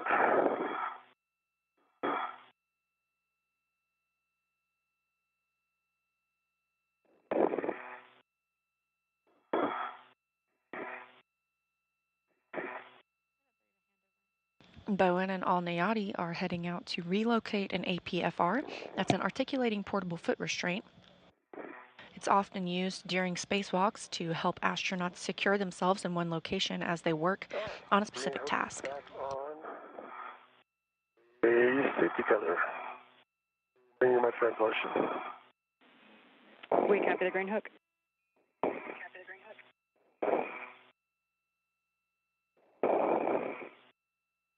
And translating under the empty. Copy, Sultan.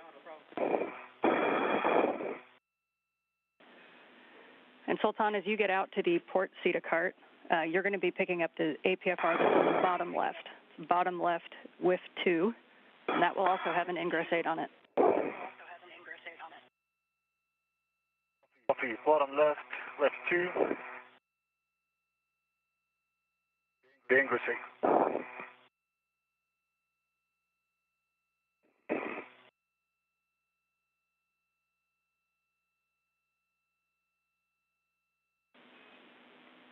10 seconds to a handover.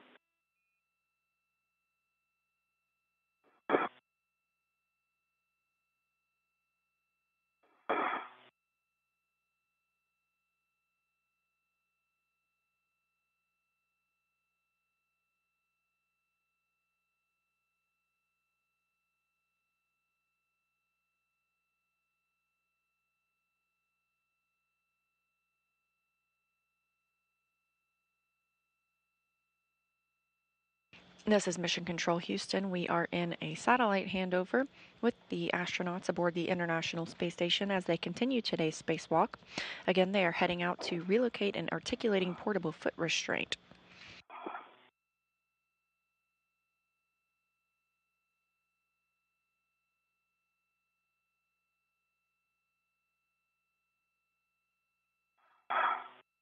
Following relocation of the APFR, they will begin moving out to route cables and modify some multi-layer insulation on one of the modification kits preparing for installation of future solar arrays. We're back with you after the handover.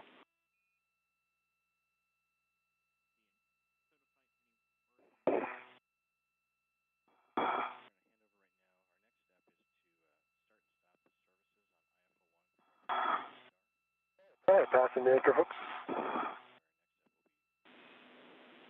Copy.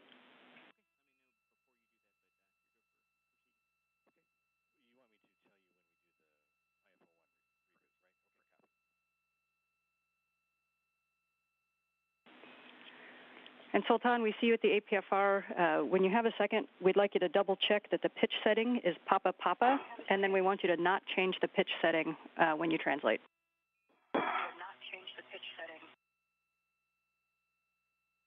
All right, we'll check for Papa Papa. We'll not change it.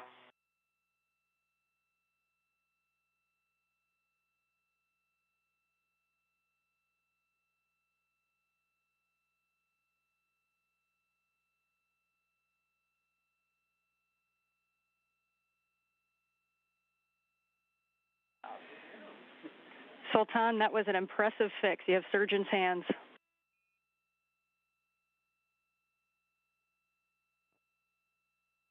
Thank you.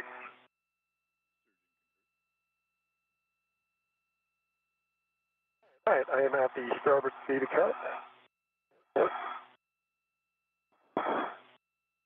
Get up on it. Okay, copy, Steve. And you're looking for the top right, WIF 4. And we are going to have you keep that APFR in the WIF and adjust the pitch knob when you get there. Understand. Top right, WIF 4.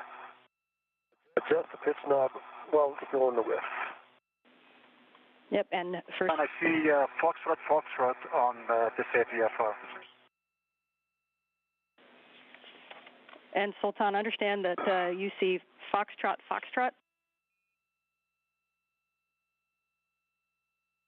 That's affirmative, yes. Copy, Sultan. Standby 1. Steve, for yours in WIF 4, we're going to have you leaving the APFR in the WIF, adjust the pitch setting to Fox. And Sultan, we were expecting Papa on yours, so we're talking about it for a second. Affirm. In flight, we do want Sultan to change it at this location to Papa. And Sultan, we would like you to have you adjust that pitch setting to Papa. So just the pitch setting, and you can leave it in the WIF if you'd like. And so Steve, Fox, Sultan, Papa.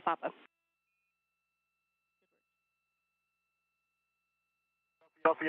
Fox. That should work. We are now 1 hour into today's spacewalk. The astronauts have made their way out to the SETA cart, the crew equipment and translation aid, and they are both working on a separate APFR, articulating portable foot restraint, verifying the settings are needed to be used later today.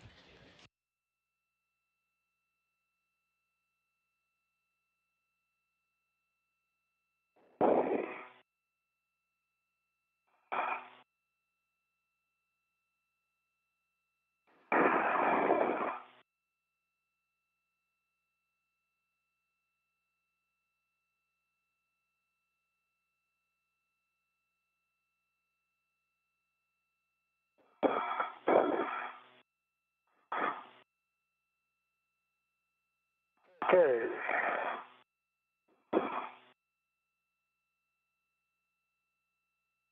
Into Fox.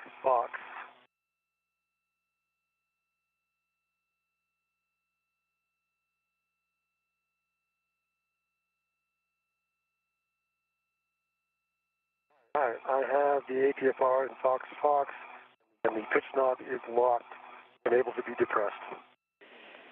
Those are great words, Steve, as you know. So you can retrieve that APFR now with the ingress aid and stow it on your BRT.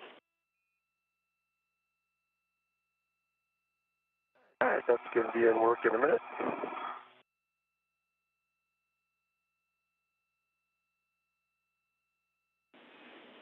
Okay, I have Papa, and this APFR, and pitch knob is locked and can be depressed. Okay, good word, Sultan. You are now going to pick up that APFR with the ingress aid and stow it on your BRT.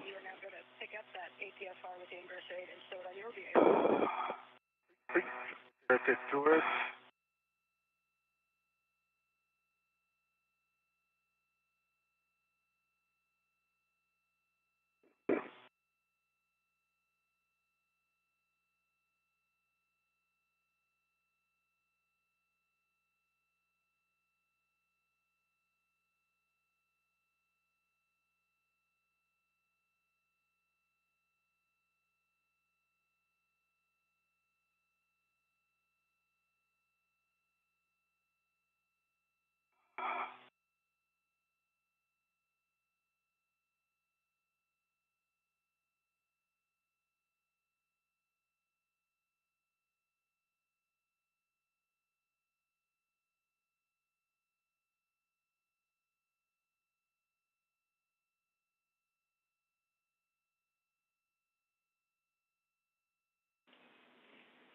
As you both work those APFRs onto your BRT, big picture, you're going to be pretty synced up now. You're going to be heading out to S6. Just note we're about 5 minutes to a sunset if you want to set your visors accordingly.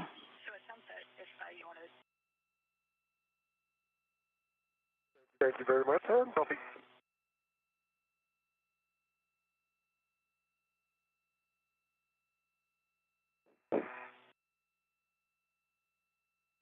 Again, the crew members continue with the first task of the day, which is fixing the appropriate settings on these articulating portable foot restraints.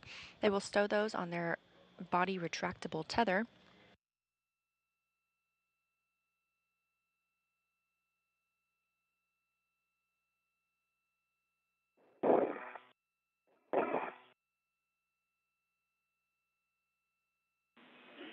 The APFR will be used later in the spacewalk. Same as before.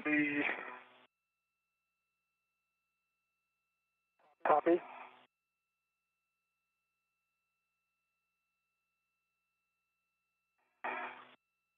And just to confirm, man, I was translating on the hands of the cart and released the brakes. Yes, good words. And we'll also catch them on the end of the EVA. Steve's actually going to be back on this SETA cart to pick up the other APFR in a little later, but that's always a good check, and we'll always take it. Copy, thanks. Without the empty.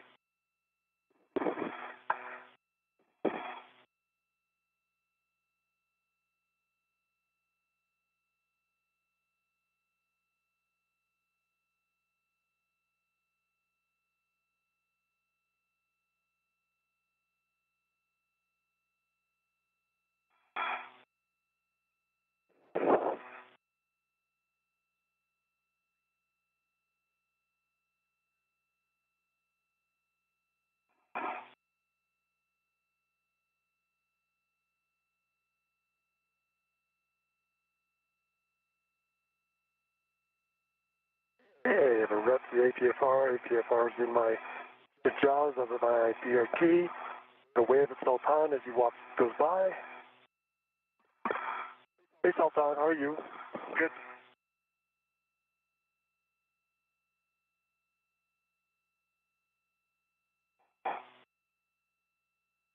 I assume I'm good to translate ahead of you, Steve, right?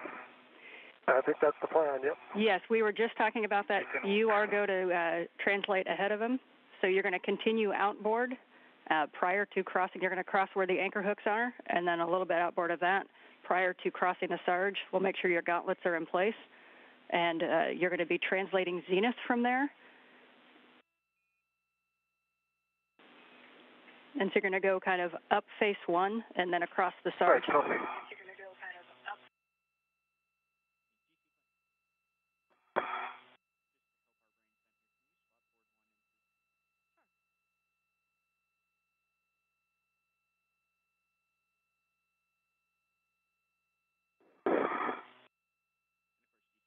All right, keep an eye on my tether there as you go by it there, Sultan. Thank you, Steve. I see it, and I see our anchor hooks.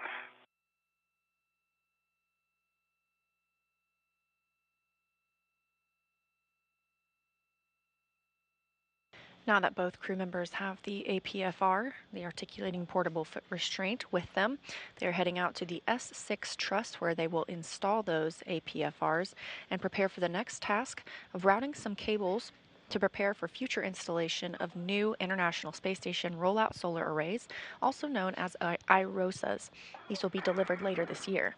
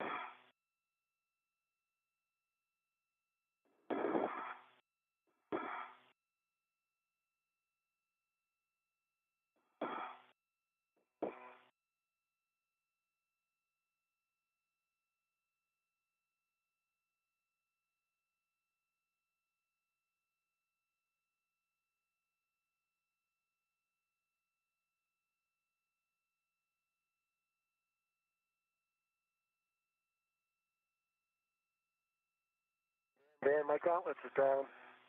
I'm ready to cross the Sarge. Copy. And for both of you, it's the same translation path as Steve took out the first time. So as you cross the Sarge, you're going to come zenith and then cross onto S4. And you should have the non-radiator side out your left side and the IEA out your right side.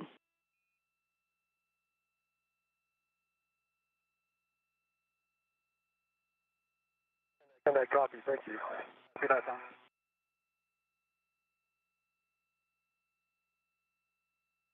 As you can see, Can we confirm mile mark or handrail that we got the hook? Yeah, Sultan, so before crossing the Sarge, we'll have you ensure your gauntlets are in place. And then you're going to translate zenith. And then when you go across the struts and you get to S4, have that non-radiator side out your left side the first thing you should see is WIF 2 and WIF 6, and then handrail 2203. All right, you're ahead of me, Sultan. You're on the right path. When you cross over, what did you cross over to the other side in? And I concur, and I checked my gauntlets were down. I took the expected route, and I'm by the handrail 2103, heading outboard. Okay, we copied 2103 and heading outboard. 2103. As you can see, the Sultan, when you get out there. Our handrails for anchor Hakashi 2003.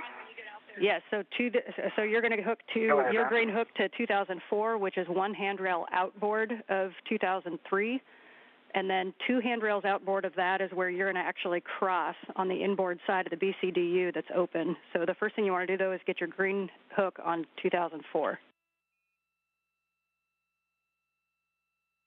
Right, copy. Green hook on 00. Can work.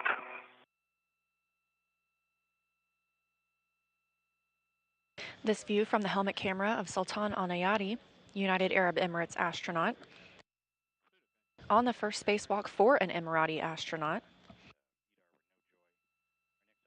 Lighting looks a little different outside the International Space Station right now, as the station itself is in an orbital nighttime. Again, we'll see several changes in, we'll see several sunrises and sunsets today during the spacewalk,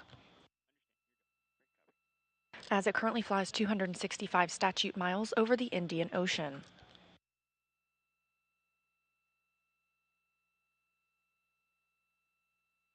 Okay, green hook for EV2, handrail 204.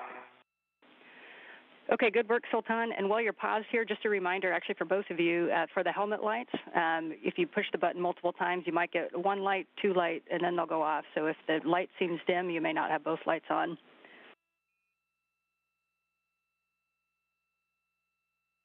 Thank you, Ed. And Sultan, you're going to continue out along S6. When you see WIF 9, you're going to take a right, and you're going to see handrail 2024, and that's going to be just on the inboard side of the BCDU. So you're just going to head straight across. Just on the inboard side of the BCDU. Copy that, sir.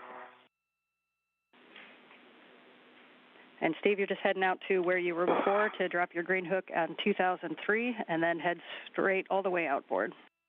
And then head straight all the way outboard. And I'm working on that now.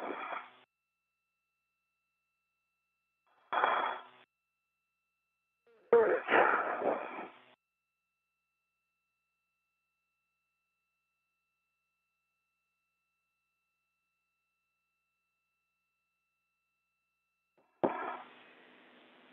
Yeah, and that short handrail there, Sultan, is 2025, and then it'll be a kind of a reach around to the other side, and then you can go outboard, and you're going to be looking for your S6 WIF 15. Please, that's 15, right?